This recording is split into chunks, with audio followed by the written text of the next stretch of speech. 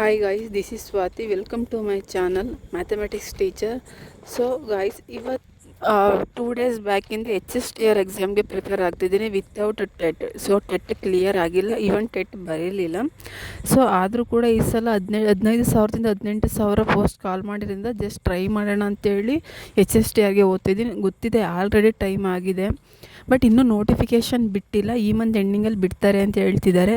So ಇನ್ಮೇಲೆ YouTube ಚಾನಲಲ್ಲಿ ಕಂಪ್ಲೀಟಾಗಿ ಟೀಚರ್ ರಿಕ್ರೂಟ್ಮೆಂಟ್ ಬಗ್ಗೆ ಇರ್ಬೋದು, ಸ್ಟಡಿ ಲಾಗ್ಸ್ ಇರ್ಬೋದು, ಹಾಗೆ ಸ್ಟಡಿ ಲೈವ್ ವೀಡಿಯೋಸ್ಗಳನ್ನ ಸಮ್ಟೈಮ್ಸ್ ಅಪ್ಲೋಡ್ ಮಾಡ್ತಿದ್ದೀನಿ. ನೀವು ಆಲ್ರೆಡಿ ಬೇಕಿದ್ರೆ ಹೋಗಿ ನೋಡ್ಬೋದು. ನಂದು ಬಂದು PM ಮೆಥಡ್, ಸೊ ಫಿಸಿಕ್ಸ್ ಅಥವಾ ಮ್ಯಾಥ್ಸು.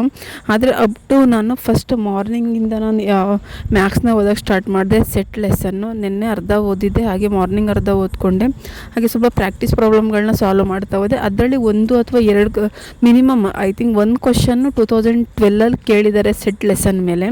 ಸೊ ಫ್ರೆಂಡ್ಸ್, ಇವಾಗ ಎಚ್ ಎಸ್ ಟಿ ಆರ್ಗೆ ಯಾವ್ದು ಲೆಸನ್ ಓದಬೇಕು ಅನ್ನೋದು, ಸಿಲೆಬಸ್ ಯಾವುದು ಓದಬೇಕು ಅನ್ನೋದು ತುಂಬ ಕನ್ಫ್ಯೂಷನ್ಸ್ ಇದೆ. ಈವನ್ ಗೂಗಲಲ್ಲಿ ಸರ್ಚ್ ಮಾಡಿದ್ರು ಕೂಡ 8 to 10 ಆ್ಯಂಡ್ ಕ್ಲಾಸ್ 11, ಕ್ಲಾಸ್ 12 ಸಿಲೆಬಸ್ನ ಓದಿ ಅಂತ ಕೊಡ್ತಾರೆ. ಬಟ್ ನೀವು ಇನ್ ಡೆಪ್ತಾಗಿ ಕ್ವಶನ್ ಪೇಪರ್ನ ರೀಡ್ ಮಾಡ್ತಾ ಹೋದರೆ ನಿಮ್ಗೆ ಒಂದು ಡೌಟ್ ಬರೋದೇನೆಂದರೆ, ಸಮ್ಟೈಮ್ಸ್ ಅವರು ಡಿಗ್ರಿ ಲೆವೆಲಲ್ಲೂ ಕೂಡ ಇಂಟಿಗ್ರೇಷನ್ನ ಕೇಳಿದ್ದಾರೆ, ಮತ್ತು ಸಮ್ಟೈಮ್ಸ್ ಡಿ ಮಾರ್ಗನ್ಸ್ ಲಾನ ಕೇಳಿದ್ದಾರೆ, ಮತ್ತು ಪವರ್ ಸೀರೀಸ್ ಬಗ್ಗೆ ಕೇಳಿದ್ದಾರೆ. ಅದೆಲ್ಲ ಡಿಗ್ರಿಲಿ ಬರುವಂಥ ಸಿಲೆಬಸ್ಸು. ಹಾಗೆ ಫಿಸಿಕ್ಸಲ್ಲೂ ಕೂಡ, ಸೈನ್ಸಲ್ಲೂ ಕೂಡ ಸೇಮ್. ಸೊ ಅದರಿಂದ ನಾನು 8th, 9th, 10th ಹಾಗೆ first PU, second PU degree syllabus ಇಷ್ಟು ಕಂಪ್ಲೀಟ್ ಸಿಲೆಬಸ್ನ ಓದಿದ್ರೆ ನಾವು ಎಚ್ ಎಸ್ ಟಿ ಆರ್ನ ಈಸಿಯಾಗಿ ಕ್ರ್ಯಾಕ್ ಮಾಡ್ಬೋದು. ಹಾಗೆ ಪೇಪರ್ 1, ಆ ಪೇಪರ್ 1ನ ಕಂಪ್ಲೀಟಾಗಿ ನಾವು ಅಟೆಂಡ್ ಮಾಡಲೇಬೇಕು. ಪೇಪರ್ 1ನಲ್ಲಿ ಸ್ವಲ್ಪ ಸ್ಕೋರ್ನ ಜಾಸ್ತಿ ಮಾಡಿಕೊಂಡ್ರೆ ನಮ್ಗೆ ಈಸಿ ಆಗುತ್ತೆ ಅಂತ ಅನ್ನಿಸ್ತಿದೆ.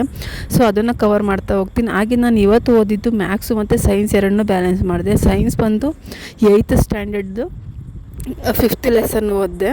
ಸೊ ಹಾಗೆ ಅದನ್ನ ಲೈವ್ ಕೂಡ ಅಪ್ಲೋಡ್ ಮಾಡಿದ್ದೀನಿ ನೋಡಿ. ಹಾಗೆ ಸೆಟ್ ಲೆಸನಲ್ಲಿ ಕೂಡ 10 ಪ್ರಾಬ್ಲಮ್ಸ್ನ ಸಾಲ್ವ್ ಮಾಡಿದೆ. ಅದರಲ್ಲಿ ಫಸ್ಟ್ ಕ್ವಶನ್ಸ್ ಇದೆಯಲ್ಲ, ಅದು 2012 ಕೇಳಿರೋ ಕ್ವಶನ್ನು, ಸೇಮ್ ಕ್ವಶನ್ ಇದೆ. ಮಿಕ್ಕಿದೆಲ್ಲ ಹಾಗೆ ಪ್ರಾಕ್ಟೀಸ್ ಕ್ವಶನ್ಸ್ಗಳು. ಜಸ್ಟ್ ಗೂಗಲಲ್ಲಿ ಸರ್ಚ್ ಮಾಡಿ ಆ ಕಡೆ ಈ ಕಡೆ ನೋಡಿಕೊಂಡು ಅದನ್ನೆಲ್ಲ ಸಾಲ್ವ್ ಮಾಡಿದಂಥ ಕ್ವಶನ್ಸ್ಗಳು. ಸೊ ಇದು ಇವತ್ತಿನ ನನ್ನ ಸ್ಟಡಿ ಲಾಗ್ಸ್ ವೀಡಿಯೋ ಅಂತಲೇ ಹೇಳ್ಬೋದು. ಫ್ರೆಂಡ್ಸ್, ನನ್ನ ಸ್ಟಡಿ ಲಾಗ್ ವೀಡಿಯೋ ನಿಮ್ಗೆ ಇಷ್ಟ ಆಗ್ತಿದ್ರೆ ಲೈಕ್ ಮಾಡಿ, ಶೇರ್ ಮಾಡಿ, ಸಬ್ಸ್ಕ್ರೈಬ್ ಮಾಡ್ಕೊಳ್ಳಿ. ಇನ್ನು ಮುಂದೆ ನನ್ನ ಚಾನಲ್ ಕಂಪ್ಲೀಟಾಗಿ ಎಜುಕೇಷನ್ ಬಗ್ಗೆ ಇರುತ್ತೆ. ಅದರಲ್ಲೂ ಸ್ಪೆಷಲಾಗಿ ಟೀಚರ್ ರಿಕ್ರೂಟ್ಮೆಂಟ್ ಬಗ್ಗೆ ಇರ್ಬೋದು, ಅಥವಾ ಮ್ಯಾಥ್ಸ್ ಕ್ಲಾಸಸ್ಗಳ ಬಗ್ಗೆ ಆಗಿರ್ಬೋದು, ಅದನ್ನೇ ಅಪ್ಲೋಡ್ ಮಾಡ್ತಾ ಹೋಗ್ತಿರ್ತೀನಿ. ಸೊ ನಿಮ್ಗೆ ಯಾವ ಥರ ಅನ್ನಿಸ್ತಿದೆ ವೀಡಿಯೋ, ಬಟ್ ಏನಾದ್ರು ಚೇಂಜಸ್ ಮಾಡ್ಕೋಬೇಕಿದ್ರೆ ಕಮೆಂಟ್ ಮಾಡಿ ಅಂತಲೇ ಹೇಳ್ತೀನಿ.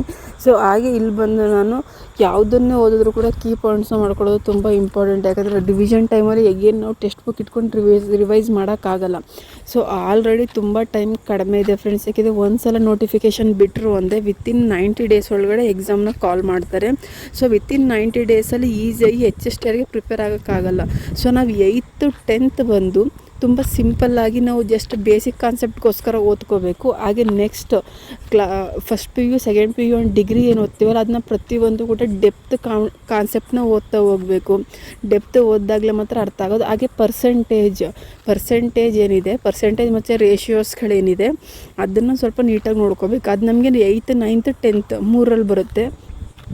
ಸ್ಟೇಟ್ CBSE ಆಗಿ ICSEಲೂ ಕೂಡ ಬರುತ್ತೆ. ಆಲ್ರೆಡಿ ಯಾರು ಟೀಚರಾಗಿ ವರ್ಕ್ ಮಾಡ್ತಿದ್ದಾರೆ ಅವ್ರಿಗೆ ಸ್ವಲ್ಪ ಈಸಿ ಅಂತ ಅನಿಸುತ್ತೆ. ಸೊ ಆ ಥರ ಇರೋರು ಪೇಪರ್ 1 ಮೇಲೆ ಕಾನ್ಸಂಟ್ರೇಷನ್ ಮಾಡಬೇಕು. ಪೇಪರ್ 1ಗೆ ನಾನು ಕೂಡ ಟೆಕ್ಸ್ಟ್ ಬುಕ್ನ ಸರ್ಚ್ ಮಾಡ್ತಿದ್ದೀನಿ, ಬಟ್ ಬುಕ್ಗಳು ಅವೈಲೇಬಲ್ ಇಲ್ಲ. KM ಸುರೇಶ್ ಅವ್ರದ್ದು ಎಜುಕೇಷನ್ ಸೈಕಾಲಜಿ ಚೆನ್ನಾಗಿದೆ, ತುಂಬ ಚೆನ್ನಾಗಿದೆ, ಪಾಯಿಂಟ್ ವೈಸ್ ಕೊಟ್ಟಿದ್ದಾರೆ ಅಂತ ನಾನು ತುಂಬ ಜನ ಹತ್ರ ಕೇಳಿದ್ದೀನಿ. ಹಾಗೆ ತೊಗೋಬೇಕು ಅಂತ ಸರ್ಚ್ ಮಾಡ್ತಿದ್ದೀನಿ, ಅವ್ರದ್ದು ಸಿಗ್ತಿಲ್ಲ. ಅವ್ರದ್ದು ಅಷ್ಟು ಈಸಿಯಾಗಿ ಸಿಗ್ತಿಲ್ಲ ಬುಕ್ಕು, ಬಟ್ ವೆಯ್ಟ್ ಮಾಡ್ತಿದ್ದೀನಿ. ಈವನ್ ಬುಕ್ ಸಿಕ್ಕಿಲ್ಲ ಅಂತ ಸುಮ್ಮನೆ ಕೂರೋದು ಬೇಡ. ಸೊ ಸಾಧನಾ ಅಕಾಡೆಮಿ ಆಗಿರ್ಬೋದು, ಕರ್ನಾಟಕ ಅಕಾಡೆಮಿ ಆಗಿರ್ಬೋದು, ತುಂಬ ಚೆನ್ನಾಗಿ ಎಚ್ ಎಸ್ ಟಿ ಆರ್ ಬಗ್ಗೆ ಎಕ್ಸ್ಪ್ಲೈನ್ ಮಾಡಿದ್ದಾರೆ.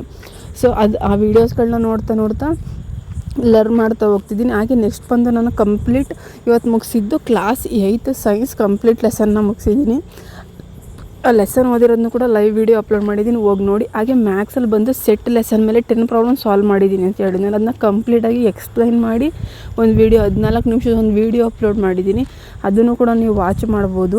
ಸೊ ಹೇಗಿದೆ ವೀಡಿಯೋ ಅಂತಲೇ ಹೇಳ್ಬೋದು. ಫ್ರೆಂಡ್ಸ್, ಇದು ನನ್ನ ಸ್ಟಡಿ ಲಾಗ್ ವೀಡಿಯೋ. ಸೊ ನಿಮ್ಗೆ ಇಷ್ಟ ಆಗಿದೆ ಅಂದರೆ ಲೈಕ್ ಮಾಡಿ, ಶೇರ್ ಮಾಡಿ, ಸಬ್ಸ್ಕ್ರೈಬ್ ಮಾಡ್ಕೊಳ್ಳಿ. 8th ಮತ್ತು 10th ಲೆಸನ್ ಬಂದು ಇನ್ನು ಡೆಪ್ತ್ ಹೋಗ್ತಿಲ್ಲ ನಾನು. ಜಸ್ಟ್ ಆ ಟೆಕ್ಸ್ಟ್ ಬುಕ್ಸಲ್ಲಿ ಏನಿದೆ ಅದನ್ನು ಜಸ್ಟ್ ಹಾಗೆ ಓದ್ಕೊಂಡು ಅದನ್ನು ಕೀ ಪಾಯಿಂಟ್ ಮಾಡ್ಕೊಂಡು ಹೋಗ್ತಿದ್ದೀನಿ. ಇನ್ ಡೆಪ್ತ್ ಅದನ್ನು ಕೂಡ ಡೆಪ್ತ್ ಓದ್ತಾ ಹೋಗ್ತೀನಿ. ಅಂದರೆ ಈಗಿರೋ ಟೈಮಲ್ಲಿ ಸಾಕಾಗಲ್ಲ. ತುಂಬ ಲೇಟಾಗಿ ಡಿಸಿಷನ್ ತೊಗೊಂಡಿದ್ದೀವಿ ಎಕ್ಸಾಮ್ ಬರೆಯೋಣ ಕಟ್ಟೋಣ ಅಂತ. ಸೊ ಅದರಿಂದ ತುಂಬ ಡಿಲೇ ಆಗ್ತಾ ಹೋಗುತ್ತೆ. ಸೊ ನಾವು ಆದಷ್ಟು 8th 10th ಬೇಸಿಕ್ ಕಾನ್ಸೆಪ್ಟ್ನ ನೋಡಿಕೊಂಡು ಇನ್ನು ಮಿಕ್ಕಿದ್ನೆಲ್ಲ ಡೆಪ್ತಲ್ಲಿ ಓದೋದು ತುಂಬ ಇಂಪಾರ್ಟೆಂಟ್. ಯಾಕೆಂದರೆ HSTR ಕ್ವಶನ್ ಪೇಪರ್ನ ನೋಡಿ, ಒಂದೊಂದು ವರ್ಷದ ಕ್ವಶನ್ ಪೇಪರ್ ಒಂದೊಂದು ಥರ ಇದೆ ಗಾಯ್ಸ್.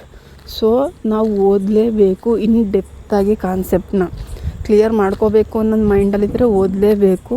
ಸೊ ನಾನು ಡಿಸೈಡ್ ಆಗಿದ್ದೀನಿ, ಡೈಲಿ ಒಂದು ಸ್ಟಡಿ ಲಾಗ್ ವೀಡಿಯೋ ಅಪ್ಲೋಡ್ ಮಾಡ್ತೀನಿ, ಹಾಗೆ ಒಂದು ಪ್ರಾಬ್ಲಮ್ ಸಾಲ್ವಿಂಗ್ ವೀಡಿಯೋ. ಫಿಸಿಕ್ಸ್ ಮೇಲೆ ಯಾವುದೇ ಎಕ್ಸ್ಪ್ಲನೇಷನ್ ವೀಡಿಯೋನ ಅಪ್ಲೋಡ್ ಮಾಡೋದಿಲ್ಲ, ಬಿಕಾಸ್ ನಾನು ಮ್ಯಾಥ್ಸ್ ಟೀಚರು.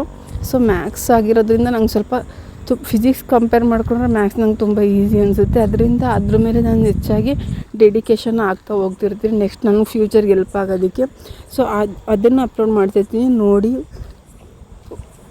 ಸಬ್ಸ್ಕ್ರೈಬ್ ಮಾಡ್ಕೊಳ್ಳಿ. ಇಷ್ಟ ಆಯಿತು ಅಂದರೆ ಹಾಗೆ ಕಮೆಂಟ್ ಮಾಡಿ. Thank you for watching.